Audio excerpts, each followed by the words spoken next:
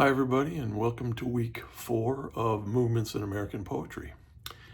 It was nice to discuss O'Hara and the New York School with you last week. Some great comments, and I'm looking forward to reading your Sexton and O'Hara poems that you turned in your journals at the end of the week. This week, it's on to the beats. And before we get to that, I wanted to mention that I know that there are a lot of readings each week. And please be advised that it was pleasurable immersion that was the intent, not getting anyone bogged down. So also remember that you'll have these resources at your fingertips, hopefully, to read after this class and even after the MFA, and they may become valuable to you in your writing in the future. However, if I were to prioritize the readings, obviously I'd start with the poems, read the poems by the poets. And then second, it would be the craft readings. Make sure you read those. And third, the historical context essays or chapters or overviews. When and if you have time or the inclination, you might look at, the critical essays on individual poems. That's, I feel the same way about as some of you do about reading critical analysis of poetry. But I hope this helps with the workload. Do your best, read as much as you can. I think in the NBA, they call this load management, not overworking. And, like in the MLB, each pitcher's on a pitch count. So do your best. I know you're busy.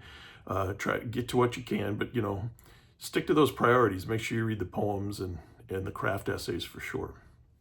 Okay, this week's readings are on the beats, and a central figure there is Gary Snyder that, hopefully we'll have some good conversations about this week's. Now, many of you are already acquainted with the beats, and here's a little clarification from Snyder himself. I think this quote was contained in the Wikipedia page where Snyder says, the term beat is better used for a smaller group of writers, the immediate group around Allen Ginsberg and Jack Kerouac, plus Gregory Corso and a few others.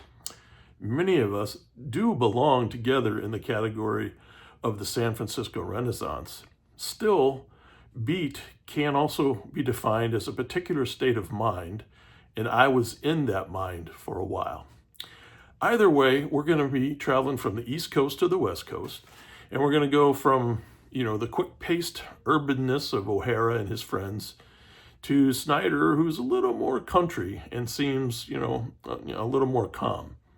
With Snyder, there's kind of a return to the land, a return to the love of making things by hand, and a return to living a more rustic and simple life. But I think there are also some similarities. Snyder, like O'Hara, was a working person. He attended to the daily tasks around him, like O'Hara, and engaged with the poetry that lived in those things.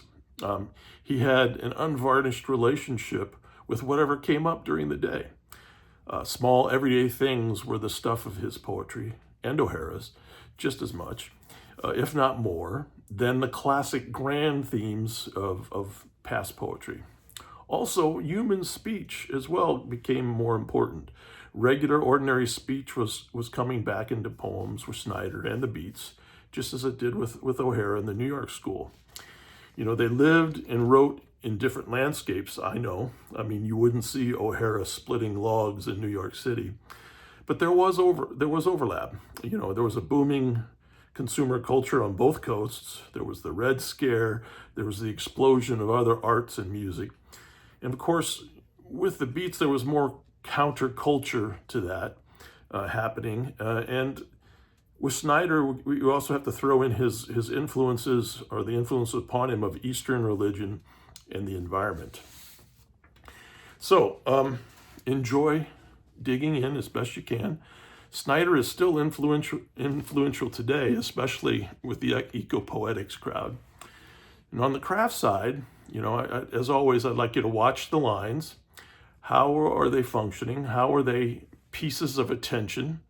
What pauses do they set up? What moments of sensing and perception do they present? You notice how each poem might find its own form and its own strategy to form itself and its own lines.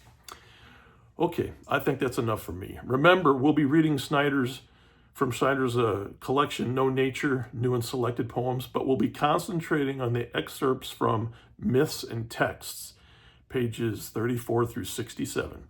So make sure you read at least these poems. I guess I will see you online throughout the week. Bye-bye.